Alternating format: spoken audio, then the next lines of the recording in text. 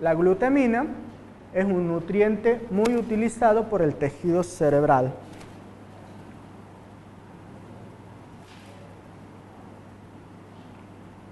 Todos los aminoácidos, tanto los dicarboxílicos como los dicarboxílicos y las amidas de esos aminoácidos, intervienen en el metabolismo nitrogenado. ¿Ustedes saben qué es el metabolismo nitrogenado del cuerpo? ¿Se han visto fisiología?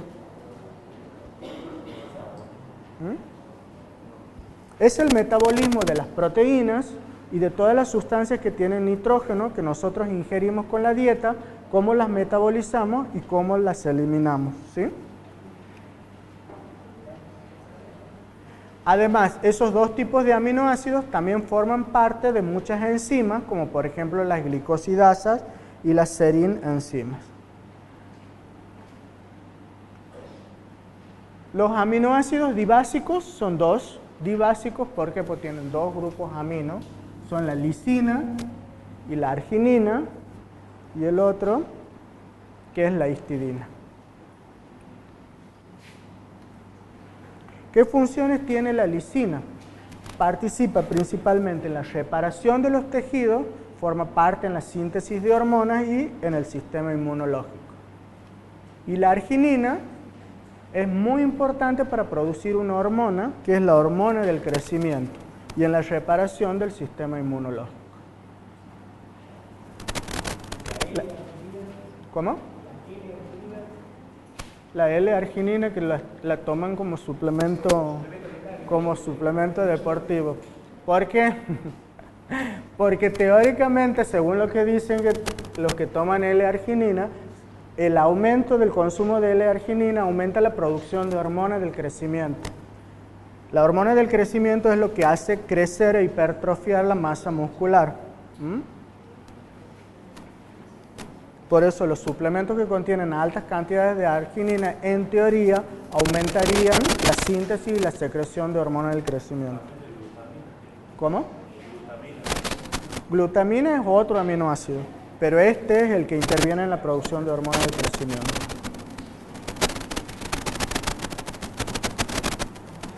La histidina también es importante para el crecimiento y reparación de los tejidos, sobre todo del cardiovascular. Y ahora sí vamos a qué eran los aminoácidos esenciales. ¿Alguna pregunta está ahí antes de que pasemos a algo más complicado? Esto era lo más sencillo, ahora vamos a lo... Bueno, hasta ahora hemos visto cómo hemos clasificado los aminoácidos desde el punto de vista químico o de su estructura molecular, ¿sí? Ahora vamos a ver otro grupo de aminoácidos que se llaman aminoácidos esenciales. Hemos dicho que los aminoácidos que componen las proteínas nuestras son ¿cuántos? ¿Cuántos? 20. De esos 20, hay un grupo de aminoácidos que son 9 que se llaman aminoácidos esenciales. ¿Por qué? Porque no los fabrica nuestro organismo. Exactamente, porque nuestro organismo no los puede sintetizar a partir de ningún compuesto. De esos 20, 11 los podemos sintetizar por otras vías metabólicas. Pero hay 9 que no los podemos sintetizar y sí o sí los tenemos que ingerir con la dieta. Si nosotros ingerimos una dieta que es carente en alguno de esos 9 aminoácidos, ¿qué nos va a pasar? ¿Ah? Vamos a desarrollar un tipo de enfermedad grave dependiendo del tipo de aminoácido esencial que no estemos consumiendo, ¿sí? Entonces, los aminoácidos se clasifican como esenciales y no esenciales, y esenciales son aquellos que requieren obligatoriamente ser ingeridos por la dieta porque no se pueden biosintetizar. Los aminoácidos esenciales son 8 y uno más 9 que solamente es esencial en una determinada condición del crecimiento humano, que es en la primera infancia. Entonces, los aminoácidos esenciales son 8, que son estos, más la histidina, que es esencial durante las primeras etapas del crecimiento humano. ¿Cuáles son? La isoleucina, la leucina, la lisina, la metionina, la fenilalanina, la treonina, el triptofano, la valina y la histidina en el caso de los niños. ¿Sí? Eso sí es muy importante que sepan de memoria.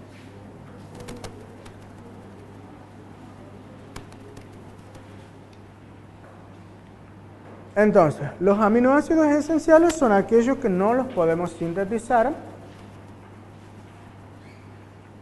¿Por qué no los podemos sintetizar? Porque no tenemos las vías metabólicas o las enzimas necesarias para poder sintetizarlos. ¿Sí? Esto es un ejemplo, por ejemplo, ¿la fenilalanina es esencial? ¿Era o no era? Sí. La fenilalanina es un aminoácido esencial. ¿La tirosina es un aminoácido esencial? ¿Se acuerdan? No. No es un aminoácido esencial, ¿por qué? Porque la tirosina la puedo sintetizar por una vía metabólica a partir de la fenilalanina, por una enzima que se llama fenilalanina hidroxilasa, que lo único que hace es agregarle a la fenilalanina un oxidrilo aquí y la transforma en tirosina.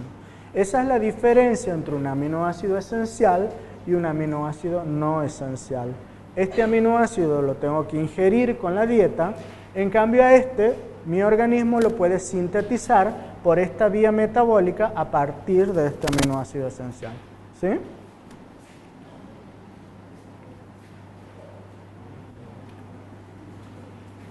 Y ahí tenemos entonces de los 20, cuáles son los esenciales y cuáles los no esenciales.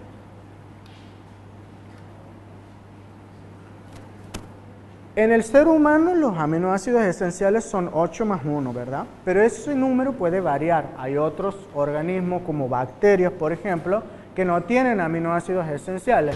Por ejemplo, ¿ustedes conocen la bacteria Escherichia coli? ¿No? ¿Sí la conocen? ¿Sí o no? Bueno. Esa bacteria, por ejemplo, no tiene ningún aminoácido esencial. A pesar de ser una bacteria, puede sintetizar todos sus aminoácidos. Nosotros, que somos más evolucionados, no podemos. Los seres humanos requerimos, por lo tanto, 9 aminoácidos esenciales. Por lo tanto, de que un aminoácido sea esencial o no, depende del tipo de organismo. Los humanos tenemos 9. Bueno, volvemos ahora a las propiedades químicas de los aminoácidos. Recién al comienzo de la clase me han preguntado por qué algunos aminoácidos tenían carga, ¿verdad?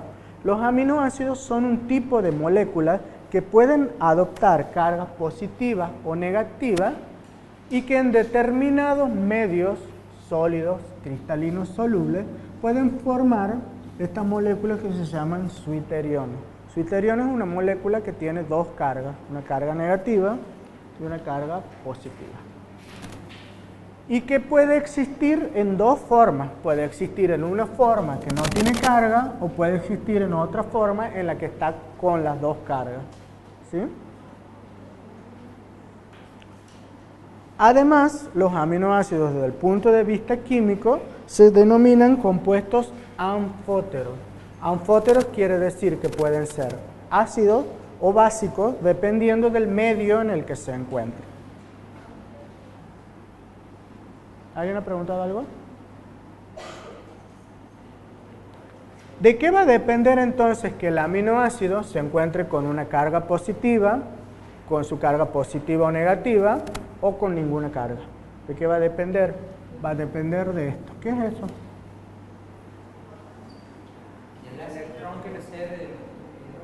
Va a depender de la concentración de iones hidrógeno o protones en el medio, que es una medida del pH del medio en el que se encuentra. ¿Saben lo que es el pH? ¿Sí? Es la medida de la concentración de hidrogeniones en una solución. Y de acuerdo a ese valor de pH, una solución se puede definir si es un medio ácido o si es un medio básico. Si es un medio ácido, ¿esto cómo es? Alto. Y el pH es bajo. Muy bien. Si es un medio básico, al revés. Esto es bajo y el pH es alto. La escala de pH va de hasta, no, 7 es el neutro. Va hasta 14. ¿Sí? Entonces va de 0 a 14. 7 es neutro. Menos de 7, entre 0 y 7 es un medio ácido, y entre 7 y 14 es un medio básico. ¿Cómo? Ah, la 7-Up. Bueno, entonces, cuando un aminoácido se encuentre en un medio con alta concentración de protones, un medio ácido, va a tener carga positiva. Cuando un aminoácido se encuentre en un medio con baja concentración de iones hidrógeno básicos, va a tener carga negativa. Entonces, los aminoácidos en la molécula de proteína, la carga que van a tener va a depender de en qué medio se encuentre disuelta esa proteína. Este está en medio ácido, este está en medio neutro, porque tiene las dos cargas, y este está en medio básico. No, ahí vamos en la mitad de la clase, ahora pasamos a la otra mitad.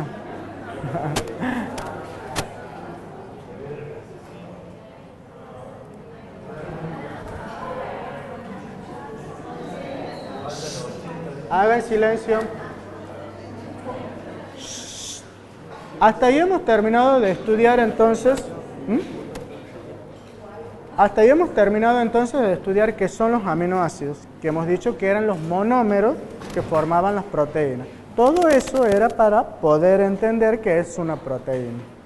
Hemos dicho que la proteína es un polímero formado por carbono, hidrógeno, oxígeno y nitrógeno. Se encuentran en todos los componentes biológicos. ¿Dónde están las proteínas en la alimentación nuestra? Exactamente. Generalmente en los productos de origen animal.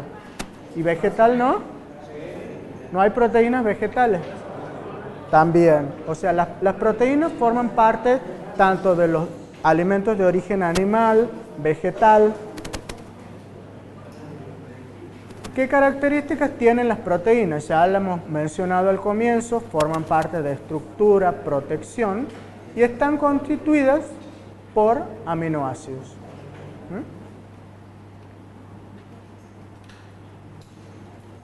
Entonces, son biomoléculas formadas por los polímeros de aminoácidos, pero que tienen una actividad biológica importante. Esa actividad biológica depende de dos factores limitantes, que es la temperatura y el pH. Y además, las características de las proteínas va a depender de qué unidades monoméricas o de qué aminoácidos estén unidos para formar esa proteína específica.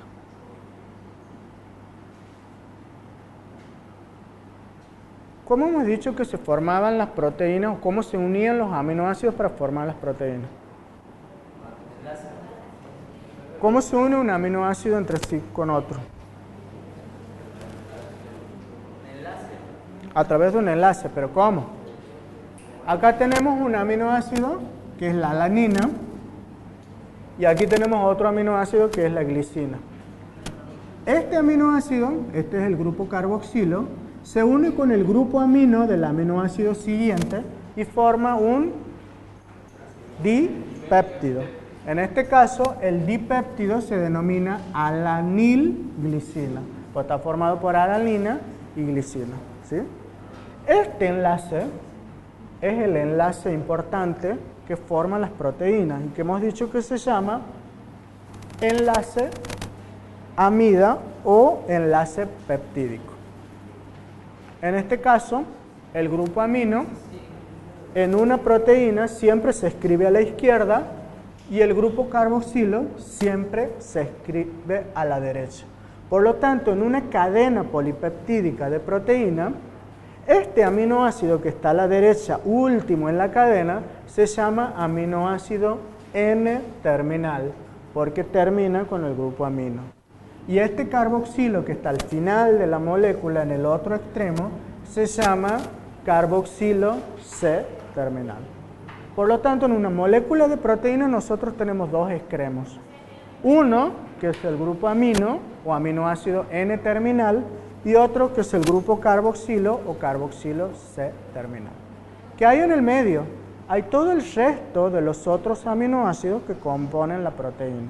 Entonces, una proteína, ustedes imagínensela como si fueran unas cuentas de collar, donde cada una de las cuentas es un aminoácido unido entre sí. donde en una punta está el aminoácido N-terminal, en la otra punta está el carboxilo terminal.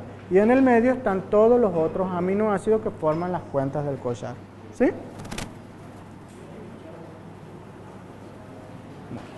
¿Cómo se forma entonces ese enlace particular entre los aminoácidos que hemos llamado enlace peptídico? Se forma entre el grupo carboxilo de un aminoácido que va a reaccionar con el grupo amino del aminoácido de al lado, se va a producir la liberación de moléculas de agua y se va a formar este enlace importante que se llama enlace peptídico y que tiene características especiales. ¿Sí? ¿Qué características especiales tiene ese enlace peptídico? Primero, que es un enlace covalente. ¿Qué es un enlace covalente?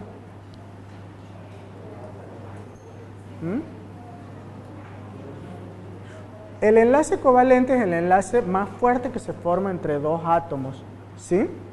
Y eso es una unión bastante fuerte, difícil de romper.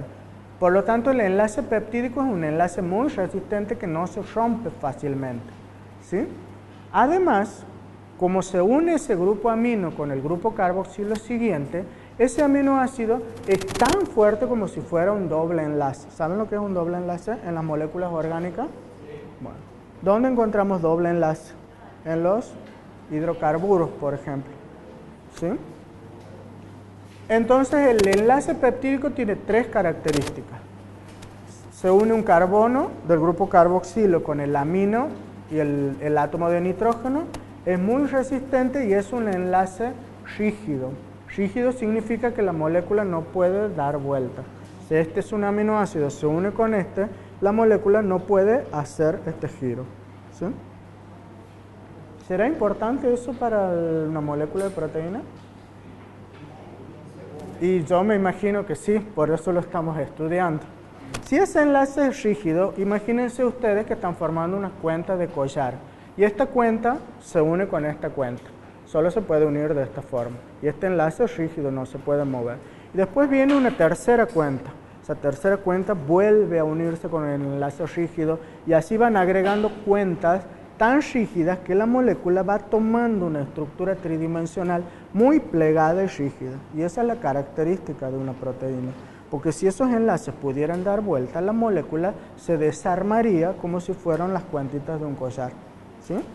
Esa es la importancia biológica que ha adquirido la naturaleza y por eso ha desarrollado ese tipo de enlace. Y ahí está cómo lo vemos tridimensionalmente. Imagínense que este es un aminoácido, este es otro aminoácido. ¿Se acuerdan que el carbono principal del aminoácido lo llamamos carbono alfa? Bueno, aquí este grupo carboxilo se ha unido con el grupo amino del otro aminoácido y este es el enlace peptídico. Eso que está señalado como si fuera un plano es para señalar que ese enlace es rígido y que la molécula no se puede mover ni rotar alrededor de eso.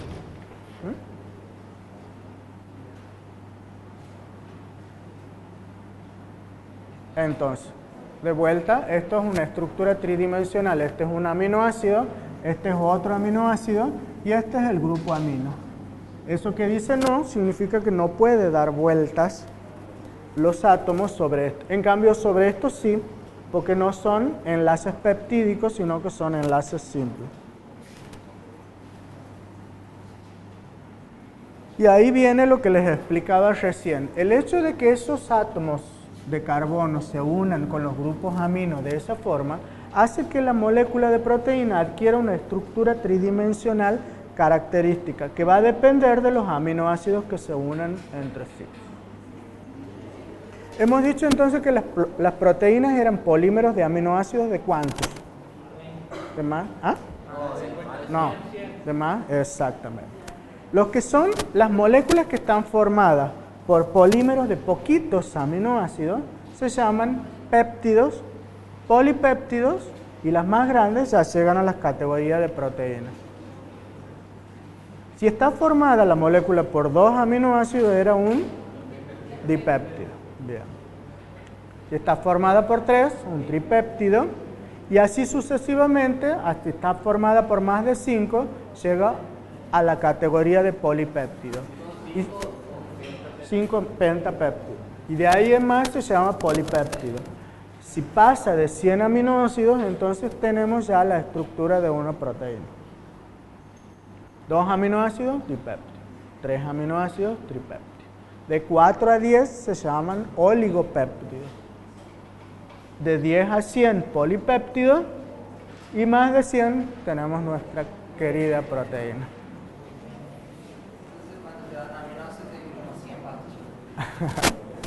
¿Qué es esto tan complicado?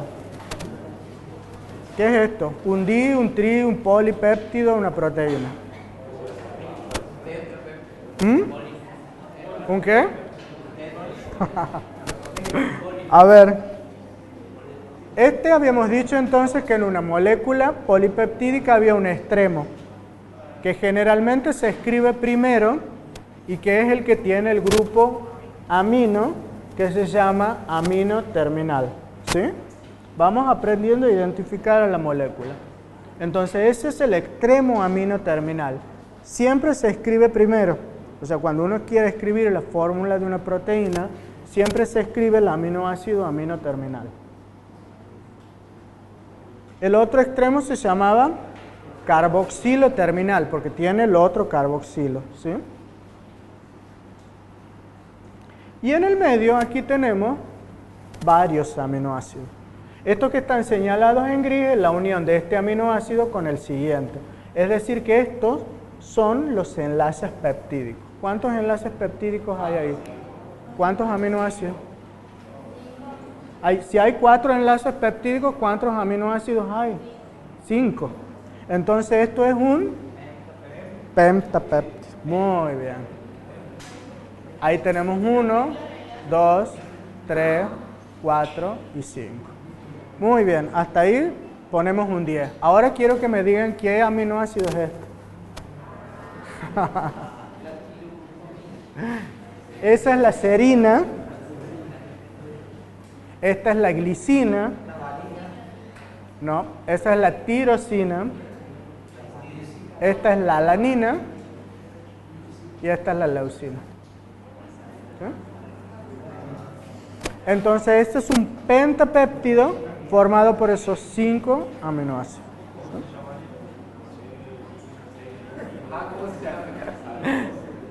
Este es un dipéptido formado por 2.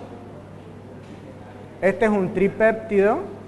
Y este, el que veíamos recién, un polipéptido. Y llegamos así a las macromoléculas formadas por más de 100 aminoácidos, que eran las proteínas. En las proteínas entonces tenemos el grupo amino terminal, el grupo carboxilo terminal y toda la cadena interna de aminoácidos de la proteína.